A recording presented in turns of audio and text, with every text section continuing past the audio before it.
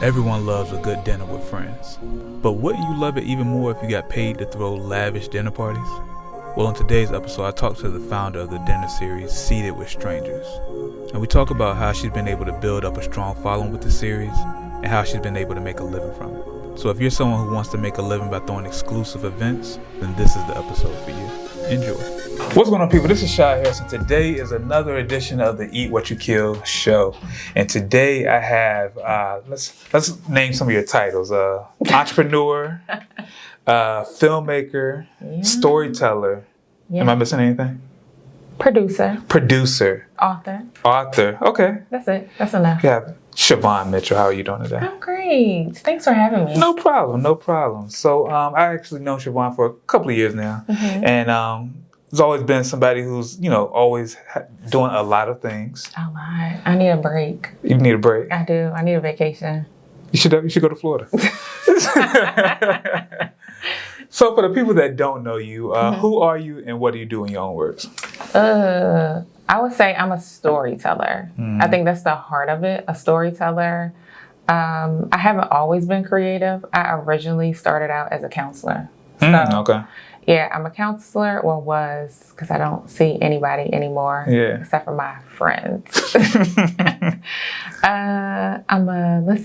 Let's give all the other titles. I am a sister.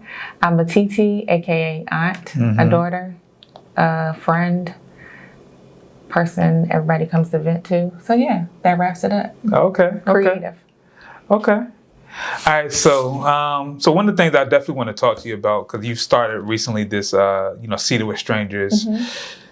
It's not just a series, because it's more of a community, right? Would you classify it? How would you classify it? At first I said, yeah. Well, originally it started off as the podcast. Right. And we still have the podcast. And then it ventured off into the dinner parties. Okay. I was trying to make it a community, but I feel like the pandemic has made me have baggage around community. Okay. Because we do this whole virtual community and it doesn't feel, and I'm in some, so I'm not saying it's a bad thing. Yeah. But it doesn't feel real. Mm-hmm. So I wouldn't necessarily, I guess it is a community. Let me not be extra. I guess you could call it, yeah. But it's more in person, and it doesn't require you to feel like you have to show up all the time. So I guess that's where I'm That's where it kind of differs for you. Yeah, it's not okay, if you are here a part of it this time, I have an expectation for you to show up every time. So that's not what I'm trying to do. Oh, okay. So I guess from the beginning, what made you decide to kind of create this? I think it's for my own, for real, selfish, thing. So in the pandemic, we couldn't do anything. Yeah. And I moved back to the 804 and I didn't have my friends, my core people. And so I love a good conversation. And I was okay, I think the podcast is a good way to connect with people. Mm-hmm. But then it was okay, well, how can I do what I normally do? I like dinner parties. I like bringing people together. And I was let's make this a little, spicy. Yeah. And have it as strangers. So I feel like I just duplicated what I do in my life naturally. And that's bring people together to have a good time. Okay. So the people that you normally have out for these dinners, are they legit strangers or are they, No, they're strangers. Okay, I will say this. My friends try to bogart and come to all of them. But I would say 90% of the people, they don't know each other. Okay. So yeah. Yeah, no, they don't know each other. And I also have it so when you come to the table, you don't get to pick where you sit. So it's assigned seating? Yes. And why is that? Because I know that if you do know somebody, you're going to naturally sit by them. Okay. And it is for you to be outside of your comfort zone because think about it. Social media has made us, I feel, crippled a little bit socially because we don't really talk to people. We talk at people, we present well, but we don't go outside and really get to know somebody. So I want it to be that the point is to get to know people, and you might form a relationship with these people or you might not. So there's no pressure. because I don't want people to feel like I gotta, like make these people my BFFs. No, it's just to help people do better at community and culture, because we talk about things going on the internet streets. Okay. So I guess what have been some ways that kind of help you build this community of, strangers, for lack of a better word? I would say, honestly, is how I treat people. Okay. So, number one, people want to be a part of things that feel exclusive. Mm-hmm. So, I never say where we're going. Mm-hmm. I never say the area until when I'm promoting it. And then I don't have a problem with engaging people in the DM. Okay. So I'll jump in the DM. Like if I see you like it, I'm like, okay, are you interested? Right. And I try to make sure that people feel wanted. Like you want to be a part of stuff, because as much as it's exclusive as where we're going in the area, I don't want it to feel like a Mean Girls Club. That's not what this is. We're not a gang. This is not what we're I don't like that feeling. So I want people to know, I don't care if you have if you're not on social media or if you have 1 million followers. It's not about that at all. Okay. So I think that's what makes people feel like, oh, okay, I really want to come, because we also don't lead with what you do. We don't lead with it's not networking. You don't pass it's not out, about status. Yeah, you're not passing out your business card. None of that is going on. Do you feel like people come into it with that mentality? Oh, I established that. Oh, really? Yeah. Oh, okay. So once you agree to come, and I mean, I'm thankful because people are very trusting, because I don't give a lot of details up front. Okay, so let's kind of go through this real quick. So you charge for this experience, right? Okay. So you just put out there hey, we're doing, a dinner party with strangers. A dinner party with strangers. And this is the area. So you would say Richmond. Right. Richmond is the area, okay. Mm-hmm. And you're all right. And how much are tickets usually? Can't tell you that. Okay. Because it varies. Okay. So, all right. So it's this amount. Right. I'm guessing it's not a cheap amount. It's reasonable. Okay. This reasonable amount for the particular ticket. Mm-hmm. And so people were just all right, I'm down. So, then they sign up, and then I say, okay, thank you for signing up. I collect their information. They still don't know where they're going. Mm-hmm. I don't tell them the location until the week of. And that's me being a lady in safety. I just am mindful of that. But I still don't say what happens during the dinner party. I just say, come with an open mind. I tell them, you can't be on your phone. You can take a couple of pictures, but you can't be on your phone. And you can't bring a guest, because I have to be very clear. Black and white. Don't bring any guests. So come dolo. Yes. Unless you invite somebody and they pay. Yeah. But no. So what has been maybe a wild experience that might have happened during this? None. I have not. You have had not one wild experience? No. And I'm so, I always am please don't let nobody act crazy. No. So everybody just chill? Mm-hmm. Okay. Because I think people are I don't know what to expect. Yeah. And even when we get started, I'm listen, this is a safe space. I know that sounds so cheesy, but it is. Yeah. And we're respectful. It doesn't mean we're going to agree. Yeah. But come in here knowing that you're here to have a good time. Right. And not debate. Okay. Because that's not, it's to have a good time. Yeah. Okay. So since you started this, I want to say community, but it's fine. Since you started this community. All right. So what have been some of the highs and lows of doing this? Let's start with the low. Okay. Because it just happened. So very fresh. Yeah, it's very fresh. And I was just ranting about it. So I picked the restaurants based upon, because it's also about the experience of eating really good food. Mm-hmm. And no shade, ladies, we don't really know what we want to eat. So I help us by picking restaurants that I research and find out I think will be good. So said restaurant, because I will not give them any publicity, because I'm going to write a letter to their manager. But I always set up, I always tell the restaurant, listen, we're coming. I'm going to, what we're doing. And they messed up my reservations. And then they tried to get smart with me. And then put us at a table that was not going to fit everybody. Yeah. And I'm like, so you're going to go back and forth with me?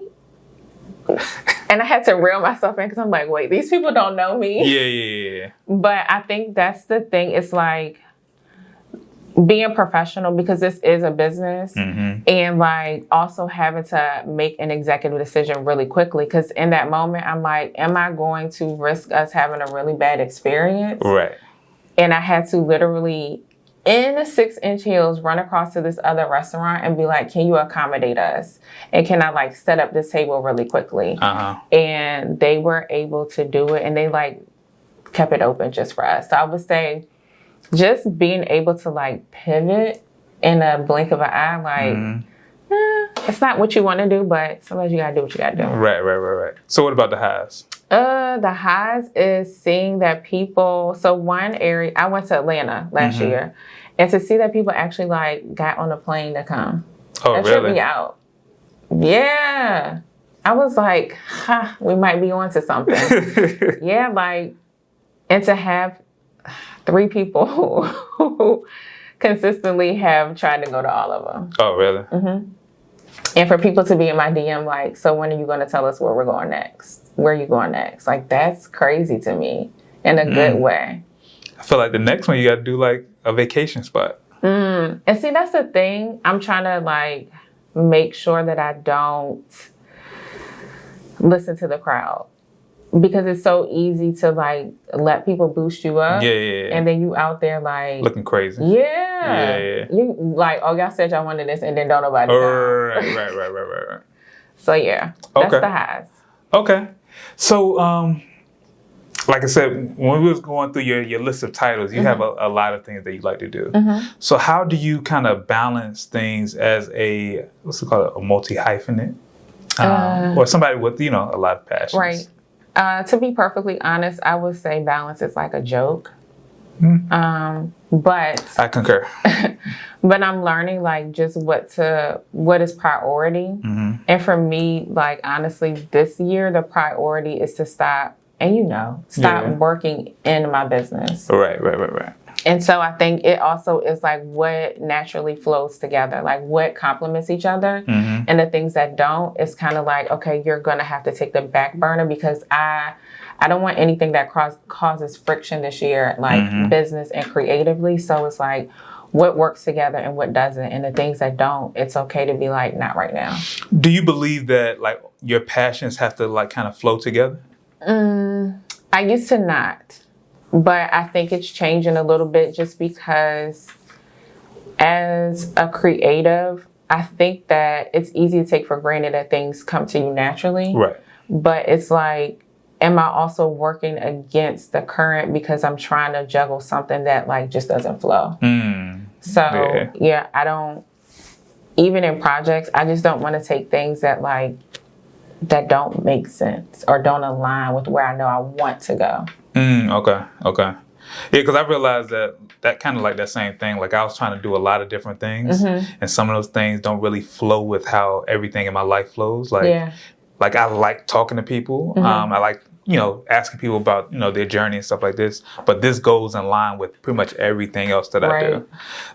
So like I forgot, it was something else I was trying to do before, and it just didn't work out. But because it was me like stopping what was already working and trying to do something. So I believe everything should kind of flow together, and that's the way you kind of can build momentum for stuff that you really want to do. Absolutely. All right. So last question before we kind of wrap up this conversation is, I call it my skip the line question. Okay.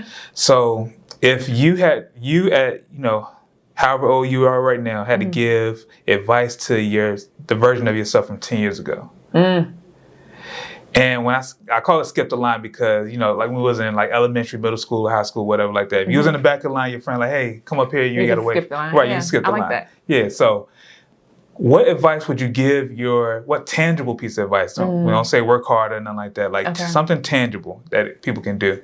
So what tangible piece of advice would you give to the version of yourself 10 years ago that will help them kind of, stop making some of the mistakes that you might have made or what have you? That's a really or just to be a little bit further in the process. That's a really good question. That's what we do here. That is a good question, though. Okay, let me think. Tangible, though. I'm gonna say two things. First thing I would say is, I know this sounds really contrary to what people say, don't listen to people. Because I realized that some of my greatest ideas were delayed because I listened to other people. Mm-hmm. And it's like, if you're a creative and you have reasonable skills, I'm a quote Mariah Carey, because that's my theme. Mm-hmm. Do the best you can with what you got. Yeah. And I think that we romanticize, like, when I get here, get this, do the, and I'm not saying like you don't build, but right. I think it's that, like, what I would say to younger Shivawn is like, use what you have, because it's more than enough. Mm-hmm. And I think we just believe in that we need more, and sometimes you don't. Like, no, show up with what you have and keep going. Okay. So yeah, I would say that. Okay. You say you had another? I think that's good enough, because it's like, I knew always that, like, the stories I wanted to tell, and I just know that, like, I listened to people and it talked me out of it. Really? Yeah, like, just projects or even ideas, because if you think about it, it's like, get all of this equipment and then do it. Versus, no, use what you have. Right. Because, like, it's some people out here that have some, like, I watched a documentary the other day that somebody did, and they did it on their iPhone. And I'm not saying that you stay there, but it's like...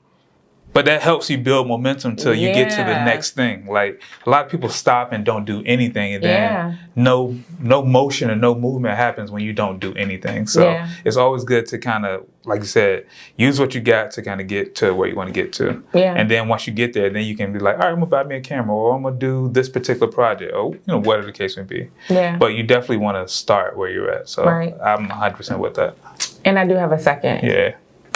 Ask people. So that was my biggest thing. Like, I used to do really good at that. Mm-hmm. My friends, I'd be like, okay, I'm going to need you to help me do this. And then it was at some point that I stopped doing that. Mm-hmm. And it's like, no, if you have people who are in your corner and they're willing to, like, help you, don't be afraid to ask. Okay. Yeah, like, ask. I feel like some people just don't want to continue to be a burden to your friends. True. When they doing things for, out of love or whatever, you don't want to keep going back to them. But if you have people who are genuine that really want to see you grow and help you, then, go ahead and, keep on asking them for help. Facts. Yeah, so.